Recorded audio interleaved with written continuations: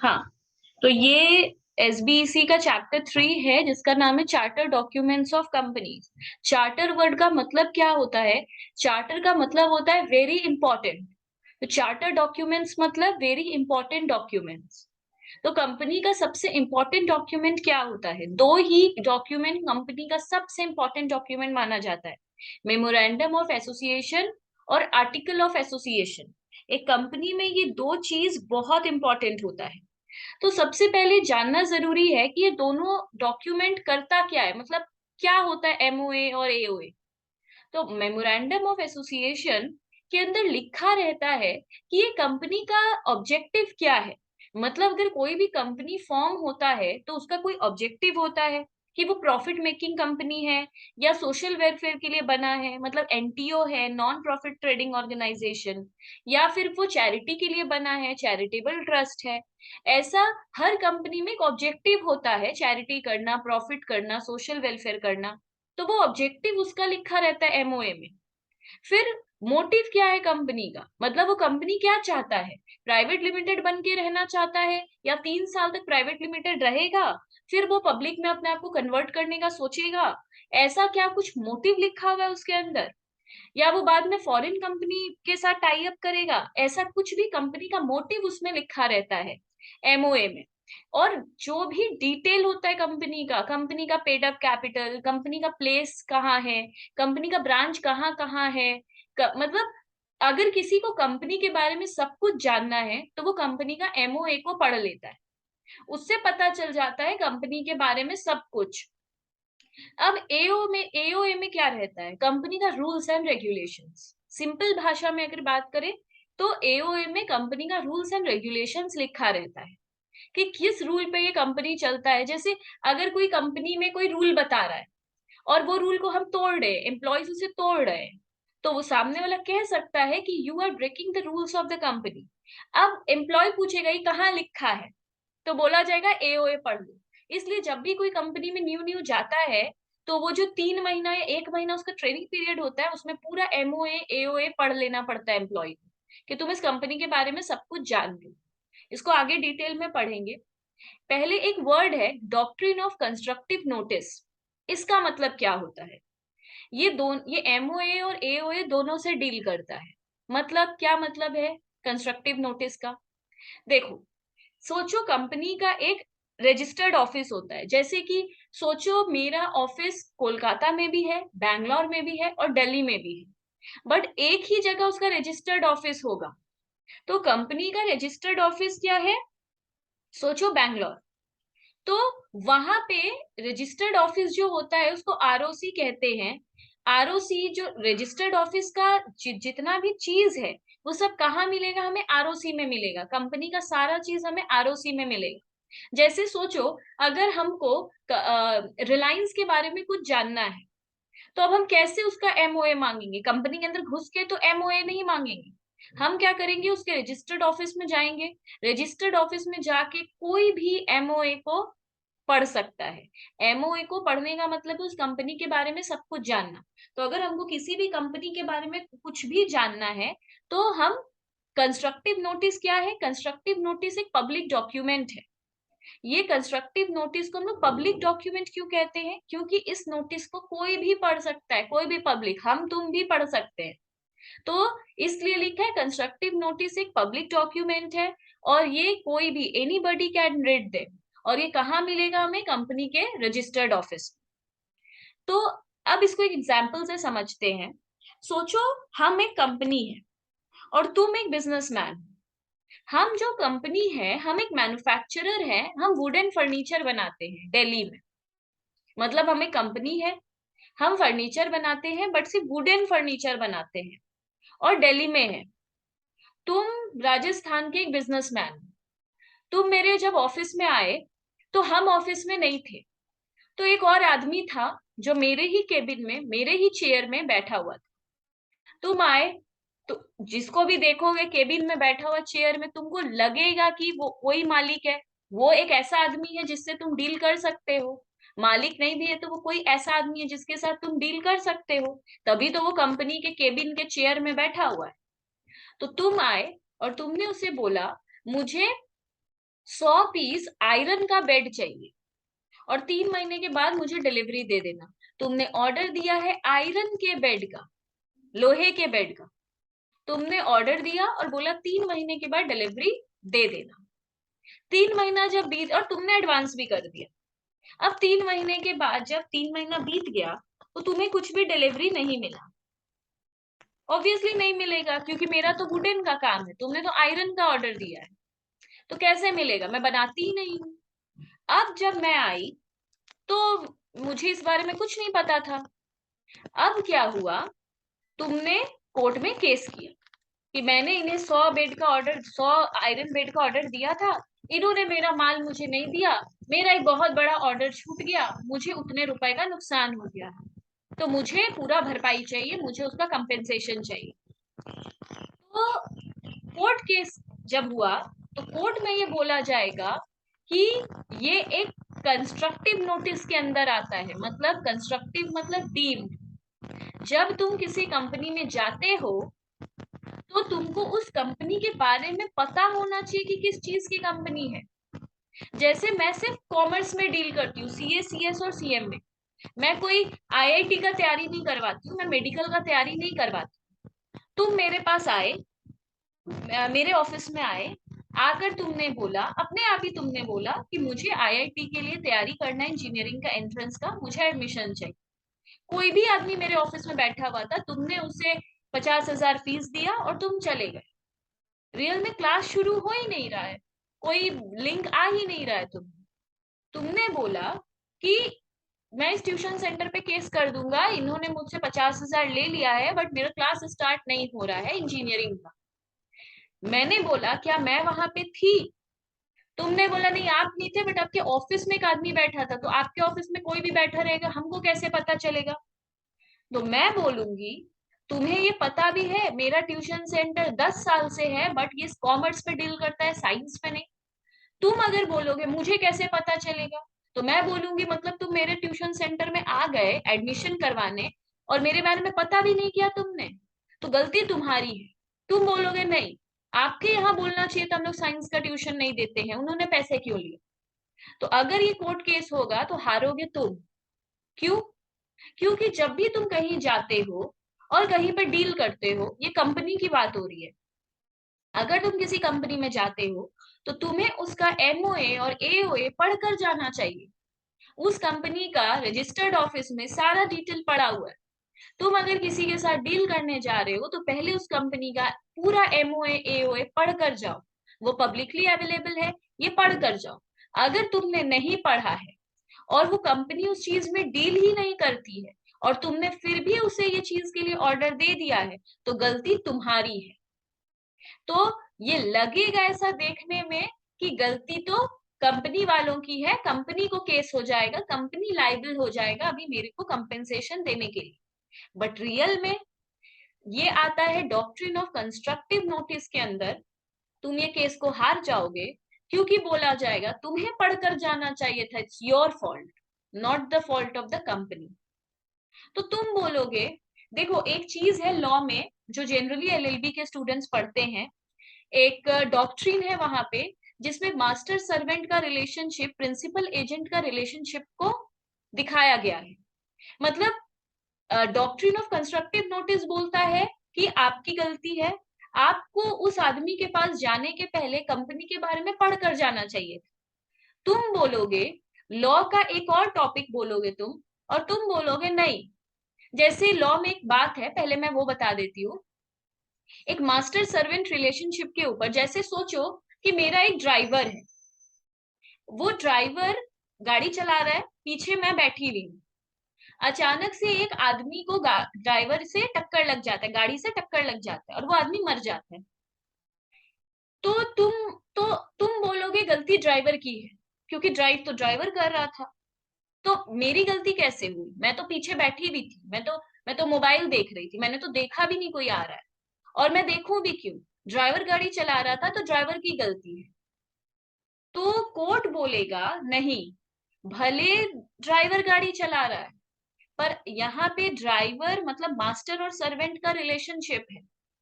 तो ये भी तो हो सकता है कि मैंने उसे बोला है कि उस आदमी को मार देना, और वो मेरा सर्वेंट है, वो मेरा ड्राइवर है, तो उसने बोला हाँ ठीक है। तो ये भी तो हो सकता है मैंने उसे ऑर्डर दिया हो कि उसे मार देना।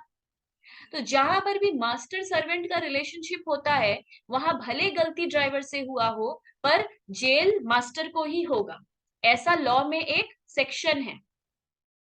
तो वहां पे जो ये सेक्शन है, वहां पे प्रिंसिपल एजेंट भी है। तो तुम बोलोगे कि मैंने ही जानबूझकर अपने एजेंट को बोला था कि कोई भी आए उससे फीस ले लेना, साइंस का भी आए ना तो फीस ले लेना, किसी को मत भगाना, मत फीस ले लेना। बाद में हम लोग बोल देंगे कि हम कहाँ लिए थे, वो तो उसने लिया था, उससे मांगो। तो तुम बोलोगे यहाँ पे हम वो लॉ एप्लीकेबल करेंगे, पर हम बोलेंगे इट्स अबाउट कंपनी। कंपनी के मैटर पे ऐसा नहीं होता। ये लॉ जहां पे अप्लाई करना है वहां पे जाके करो। कंपनी के केस में ऐसा नहीं होता। अगर तुम कंपनी के केस में कोई और आके अगर दे दिया है, तुमने ऐसे चीज का ऑर्डर दे दिया है जिसमें हमारी कंपनी डील ही नहीं करती है, तो ये गलती तुम्हारी है, ये प्रिंसिपल एजेंट रिलेशनशिप के अंदर नहीं आता है। तो यहां पर liable to company not applicable, company का लाइबिलिटी ये नहीं है। आउटसाइडर है अगर कोई, तो इट वर्क्स अगेंस्ट, तो ये छोड़ दो। बट काम का बात क्या है, अगर आए एग्जाम में कि डॉक्ट्रिन ऑफ कंस्ट्रक्टिव नोटिस को एक्सप्लेन करो, तो क्लियरली बोलना है कि ये एक पब्लिक डॉक्यूमेंट है, इसे कोई भी जाकर रजिस्टर्ड ऑफिस में पढ़ सकता है। तो अगर वो नहीं भी पढ़ता है तो सामने वाले की ही गलती मानी जाएगी, और यहाँ पे कंपनी लाइबल नहीं होगा। इसके बाद नेक्स्ट डॉक्ट्रिन आता है, doctrine of indoor management. Doctrine of indoor management क्या है? अच्छा, ये एक नेगेटिव डॉक्ट्रिन काउंट होता है। क्यों? क्योंकि ये आउटसाइडर का कोई हेल्प नहीं करता है, इट वर्क अगेंस्ट आउटसाइडर, इसलिए इसे नेगेटिव डॉक्ट्रिन भी कहते हैं। तो अगर कुछ नेगेटिव डॉक्ट्रिन से पूछता है तो हम लोग डॉक्ट्रिन ऑफ कंस्ट्रक्टिव नोटिस कहते हैं। पर पॉजिटिव डॉक्ट्रिन किसको कहते हैं? डॉक्ट्रिन ऑफ इंडोर मैनेजमेंट को। ये आउटसाइडर के लिए बनाया गया है। देखो, कंस्ट्रक्टिव नोटिस में कंपनी के हित के बारे में सोच रहे, कंपनी के बेनिफिट के बारे में सोच रहे, आउटसाइडर के बारे में तो सोच ही नहीं रहे। तो आउटसाइडर के लिए भी एक डॉक्ट्रिन निकलेगा। तो आउटसाइडर के लिए निकला है इंडोर मैनेजमेंट, इसलिए इसे पॉजिटिव बोला जाता है। इसमें क्या होता है, अगर मैं एक कंपनी हूं, तुम एक बिजनेसमैन हो, तुम मेरे पास आए और तुमने मुझे कोई कॉन्ट्रैक्ट दे दिया। अब उस देखो, कोई भी कॉन्ट्रैक्ट जब तुम मुझे देते हो, कोई भी ऑर्डर तुम मुझे देते हो, तो मुझे वो अपने कंपनी के लोगों से करवाना है। अब ये मेरा ड्यूटी है, मैं कैसे अपने एम्प्लॉय से करवाऊंगी, मैं कैसे अपने मतलब मैं कैसे उसे प्रोसेस करवाऊंगी? सारा प्रोसीजर मुझे पता होगा ना। ये तुम्हें कैसे पता होगा कि मेरे कंपनी में मुझे वो काम कैसे कराना है? तो अगर उसे एग्जीक्यूट कराना है तो ये एक इंटरनल प्रोसेस है, इसमें तुम्हारा कोई रोल नहीं है, इसमें बिजनेसमैन का कोई रोल नहीं है। ये मतलब अगर सोचो, एक जनरल मीटिंग रखना है, जनरल मीटिंग में ऑर्डिनरी रेजोल्यूशन पास करना है, ये सब काम मेरा है। जितना भी प्रोसीड्योर है, ये सब काम मेरा है, सारा रिस्पॉन्सिबिलिटी कंपनी का है। अगर हम अपना कोई इंटरनल प्रोसेस करने में फेल हो जाते हैं, तो ये गलती मेरी है, यहाँ पे गलती तुम्हारी नहीं है। अगर तुम मुझे बोलोगे, मैं बोला गया था, मैंने बोला था कि ये काम करके मुझे 3 महीने में चाहिए, इन्होंने ये काम किया नहीं, क्यों नहीं किया? इन्होंने कोई मीटिंग बुलवाया ही नहीं है, इन्होंने कोई रेजोल्यूशन पास किया ही नहीं है, मेरे काम के बारे में इनकी कंपनी में को किसी को नहीं पता है, बस इन्होंने एडवांस ले लिया है, ऑर्डर ले लिया है और छोड़ दिया है, ये कुछ कर ही नहीं रहे। जैसे बहुत जगह हम लोग बोलते हैं ना, आप लोग कर ही नहीं रहे हो काम, इंटरनल प्रोसेस आप लोग कर ही नहीं रहे हो, बार बार बोलता है नेक्स्ट डे आइएगा, उस दिन आइएगा, तो आप लोग कर क्या रहे हो? तो इसमें गलती कंपनी की है, क्योंकि इसमें उस बिजनेसमैन की कोई गलती नहीं है। तो यहाँ पे आ जाता है लिफ्टिंग ऑफ कॉर्पोरेट वेल वाला कॉन्सेप्ट। क्यों? अगर कोई भी चीज, कोई भी अगर देखो, कंपनी और बिजनेसमैन के बीच में एक वेल है, एक पर्दा है, जो ये कंपनी का काम है वो उसे कैसे करेगा, इसमें आउटसाइडर की कोई गलती नहीं है, यहाँ पे कंपनी इज लायबल। अगर इंटरनल प्रोसेस में दिक्कत हुई है तो कंपनी इज लाइबल, अगर कंपनी लाइबल है तो फिर ये इंडोर मैनेजमेंट का डॉक्ट्रिन है। पर हो सकता है कुछ एक्सेप्शंस है, अगर हम अपना काम नहीं करवा सके, मतलब तुम्हारा काम नहीं करवा सके, अगर उसके लिए irregularity रीजन है, मतलब deal with staff, company is not liable when you know he is staff.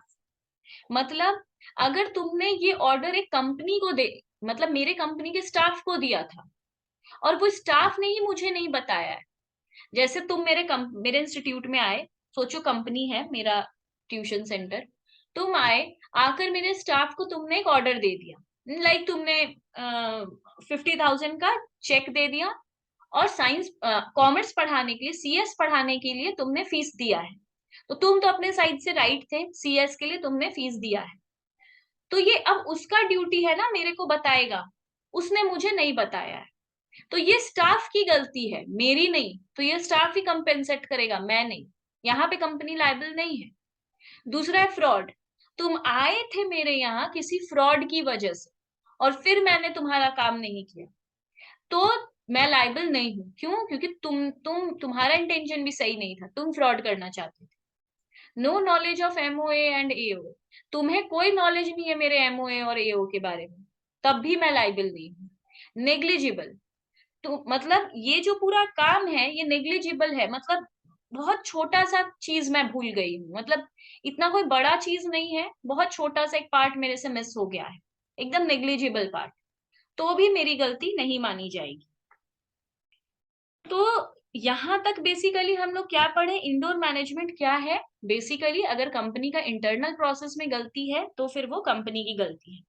Fifth क्या है, act outside the scope of apparent authority. मतलब कोई ऐसा चीज हो रहा है जो हम लोगों के स्कोप के बाहर है। इसके लिए एक केस लॉ था, royal British bank versus तुर्कंद।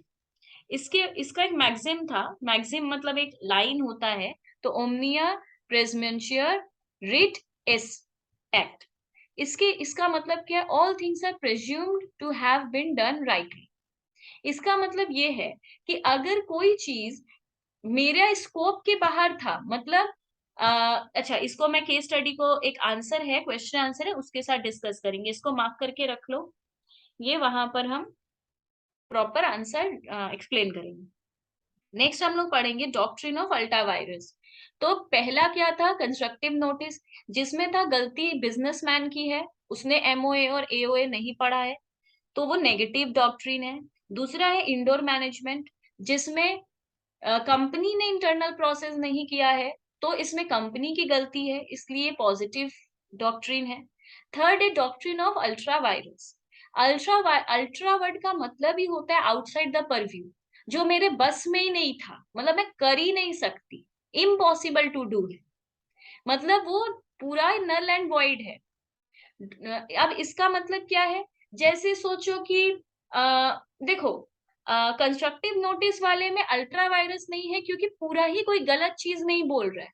Ultra vires वो है, जैसे अगर मेरे से एक्सपेक्ट किया जाए कि मैं डॉक्टर वाला कोई सर्विस दे पाऊंगी, तो ये पॉसिबल ही नहीं है, मतलब मैं कर ही नहीं सकती। तो इस तरीके का अगर कोई काम हुआ है जो बिल्कुल ही अल्ट्रा है, मतलब मेरे परव्यू के ही बाहर है, तो उसको अल्ट्रा वायरस कहते हैं। और ये नल एंड वॉइड होता है, क्योंकि ये मेरे कैपेसिटी से ही बाहर है, क्योंकि हम कर ही नहीं सकते। नेक्स्ट आता है और एक doctrine of alter ego. Alter ego का क्या है, पूरा concept lifting of corporate wealth.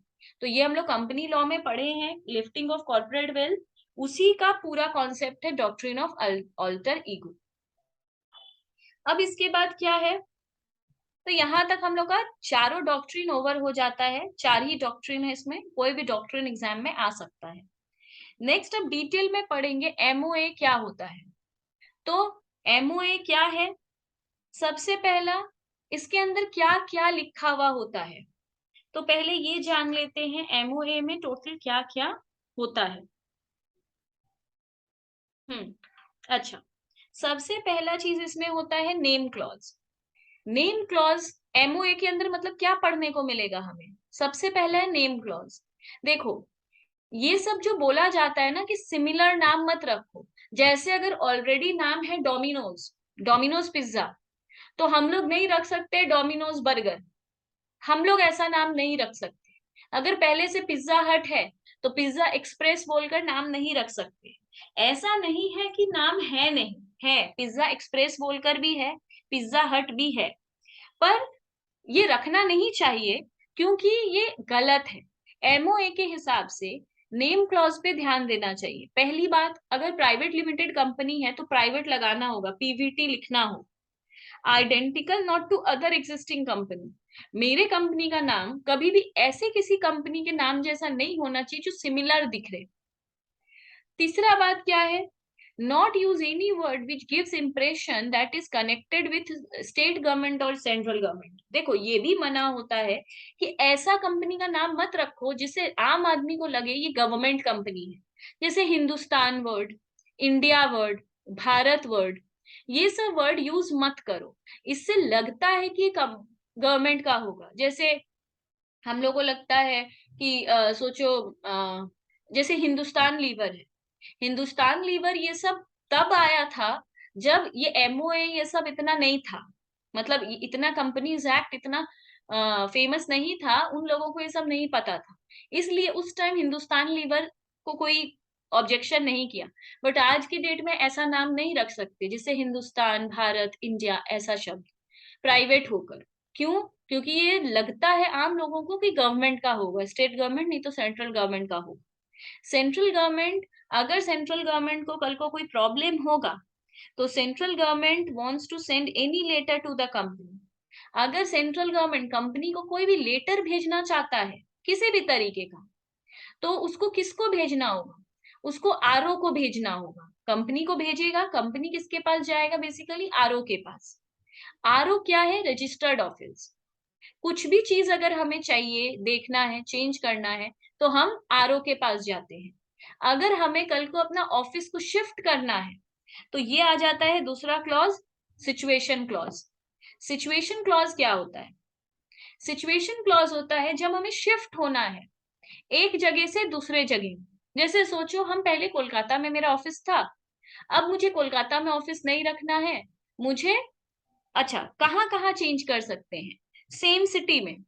जैसे अगर पहले मेरा ऑफिस था पार्क स्ट्रीट में, अब मुझे ऑफिस रखना है न्यू टाउन में, तो ये हम सेम सिटी में ही चेंज कर रहे हैं। तो ये मेरे को आरओ को इन्फॉर्म करना हो कि हम अपना चेंज करें, क्योंकि आम आदमी आके क्या पढ़ता है? एमओए। एमओए में अगर लिखा रह जाएगा कि मेरा ऑफिस पार्क स्ट्रीट में है, तो आम आदमी को लगेगा कि पार्क स्ट्रीट में है मेरा ऑफिस, बट रियल में तो हम शिफ्ट कर चुके हैं। तो हमको आरओ को अपडेट करना पड़ेगा कि we have shifted our office from Park Street to New Town. तुम बोलोगे कहाँ लिखा है कि ये करना पड़ेगा? एमओए के सिचुएशन क्लॉज में लिखा गया है। अगर हम डिफरेंट सिटी में जा रहे हैं, मतलब कोलकाता में है, बैंगलोर जा रहे हैं, तो भी बताना होगा। One state to another, West Bengal से कर्नाटका जा रहे हैं, तो भी बताना होगा। सेम स्टेट डिफरेंट ज्यूरिसडिक्शन, एक ही स्टेट में कभी कभी डिफरेंट ज्यूरिसडिक्शन होता है। म्यूनिसिपल कॉर्पोरेशन के हिसाब से ज्यूरिसडिक्शन मतलब जिसमें कोर्ट आता है, तो कोर्ट के हिसाब से कि इसका केस इस ज्यूरिसडिक्शन तक है, उसका केस इस ज्यूरिसडिक्शन तक है। तो अगर हम सेम ज्यूरिसडिक्शन में है तब तो नहीं बताना होगा सेम स्टेट में, पर अगर हम सेम स्टेट में है पर एक ज्यूरिसडिक्शन से दूसरे दूसरे ज्यूरिसडिक्शन में जा रहे हैं, तो भी ये हमको आरओ को इन्फॉर्म करना होगा।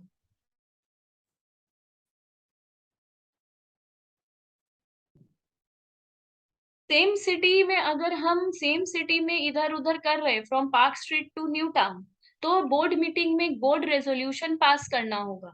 ये रूल है, बोर्ड मीटिंग के अंदर एक बोर्ड रेजोल्यूशन पास करना होगा, और फॉर्म आईएनसी मतलब इंक 22 फाइल करना पड़ेगा। ये याद रखो, फॉर्म इंक 22 फाइल करना पड़ेगा और बोर्ड मीटिंग में बोर्ड रेजोल्यूशन पास करना पड़ेगा।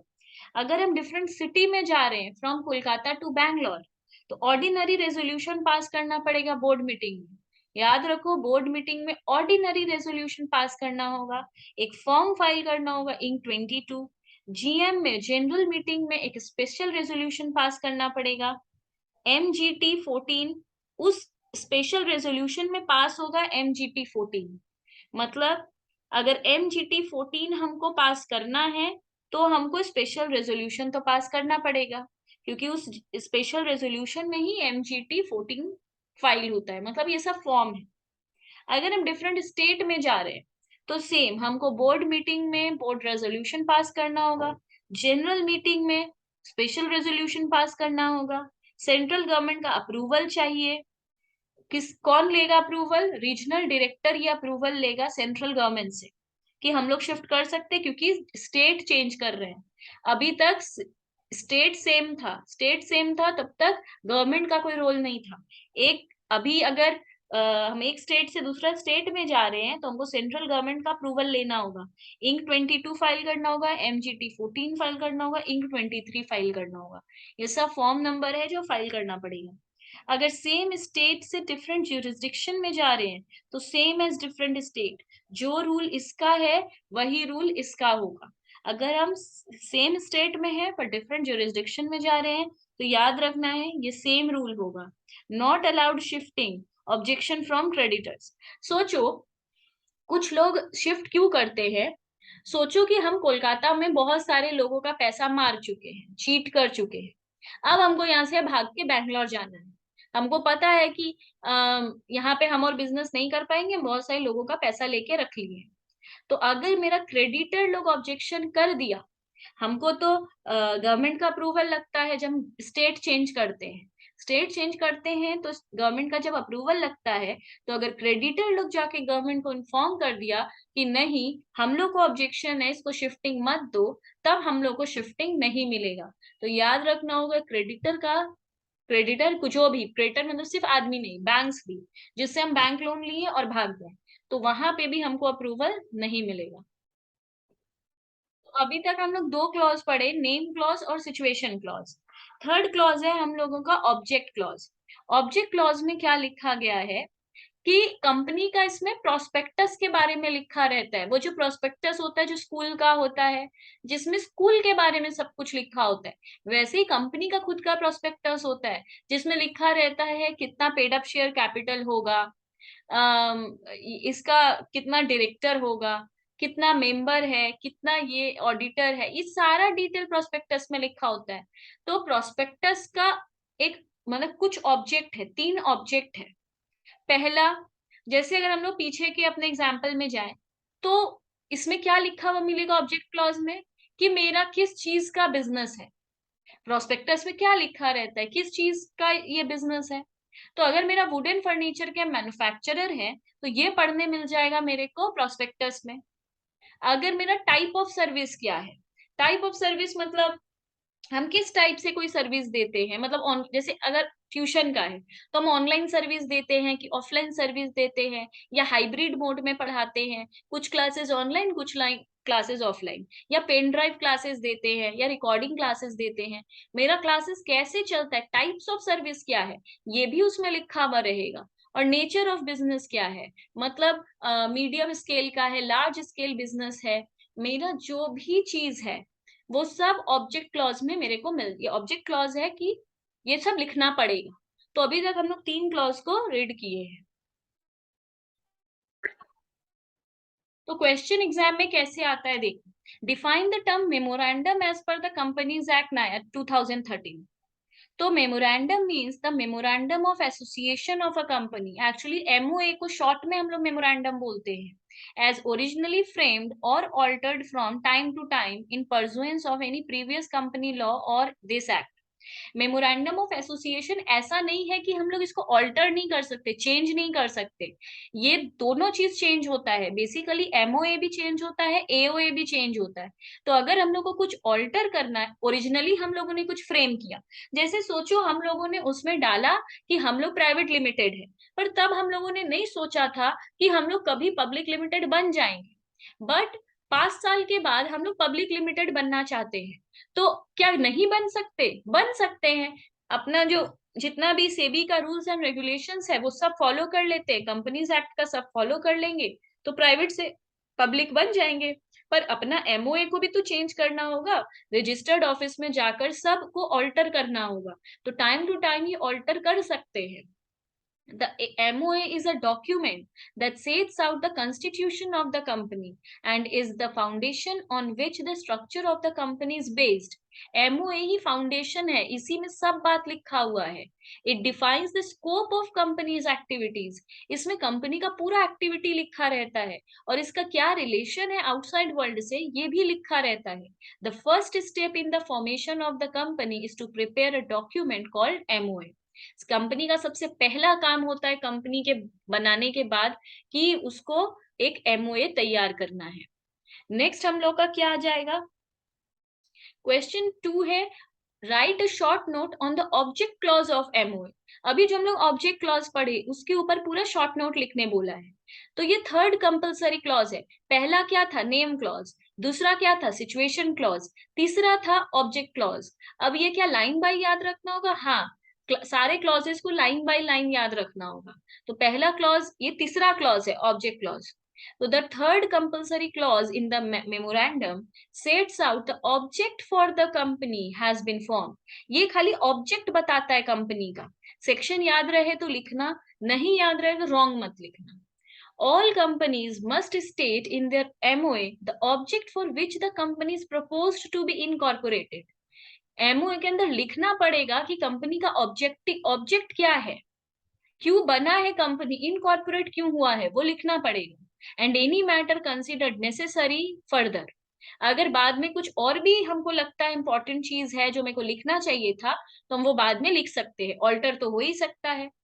The object clause is of great importance because it determines the purpose and capacity of the company.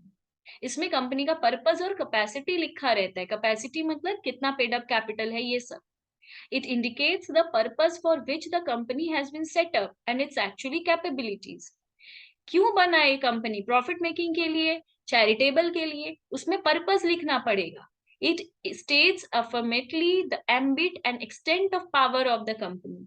Ambit मतलब ये कहाँ तक इसके पास पावर है, कंपनी का क्या पावर है, ये पूरा इसमें लिखना होगा. The purpose of the objects clause is to enable the persons dealing with the company to know its permitted range of activities. इसमें पता चलता है कि कंपनी कितने दूर तक जा सकता है, पावर का पता चलता है, रेंज का पता चलता है कि इसको कहाँ तक परमिशन है. जैसे सोचो, जैसे हम लोग जब गाड़ी का ड्राइविंग लाइसेंस लेते हैं उसमें लिखा रहता है कि मेरा 2 व्हीकल का है, 2 व्हीलर है या 4 व्हीलर का है. तो मेरा परमिट रेंज लिखा रहता है कि हम 2 ही चक्का वाला चीज चला सकते हैं, 4 ही चक्का वाला चीज चला सकते हैं. तो ये जो मेरा रेंज लिखा हुआ रहता है, हम कहाँ तक आगे बढ़ सकते हैं, मेरे को कहाँ तक परमिशन दिया गया है. The acts beyond this ambit are ultra vires. जो हम बताए थे अल्ट्रा वायरस मतलब हम उसके आगे कर ही नहीं सकते, एकदम नल एंड वॉइड माना जाएगा, कोई इफ बट नहीं है. तो अगर मेरे को बोल दिया गया है कि हम सिर्फ 5 ही डायरेक्टर को, मेरे पास जैसे पेड अप कैपिटल गवर्नमेंट बोल देता है, सेबी बोल देता है कि आपका ऑथोराइज्ड कैपिटल है 50 लाख, मतलब हम 50 लाख से ज्यादा का शेयर इशू कर ही नहीं सकते. अगर हम कर देंगे तो वो अल्ट्रा वायरस काउंट हो जाएगा, क्योंकि मेरे को मना किया गया है 50 लाख से ज्यादा पैसा मार्केट से उठाने, शेयर इशू करके. तो एंड हेंस वॉइड, वो वॉइड माना जाएगा. Even the entire body of shareholder cannot ratify such acts. अगर सारे शेयर होल्डर भी बोल देगा कि ठीक है 50 लाख एक्सीड कर गया है तो क्या हुआ, हम लोग ये कंपनी का शेयर को फिर भी खरीदना चाहते हैं, तो भी नहीं होगा. मतलब इसमें शेयर होल्डर का भी मतलब वोटिंग से कोई फर्क नहीं पड़ेगा अगर एमओए के उसके बाहर गए तो. नेक्स्ट बोल रहा है what are the provisions relating to the shifting of the registered office from one state to another state. एक स्टेट से दूसरे स्टेट में जाते हैं तो क्या रूल्स है रजिस्टर्ड ऑफिस शिफ्ट करने का. तो change of registered office from one state to another state. The change of registered office from one state to another state involves alteration of memorandum. तो हमको मेमोरेंडम को भी जाके ऑल्टर करना होगा. पहले मेरा रजिस्टर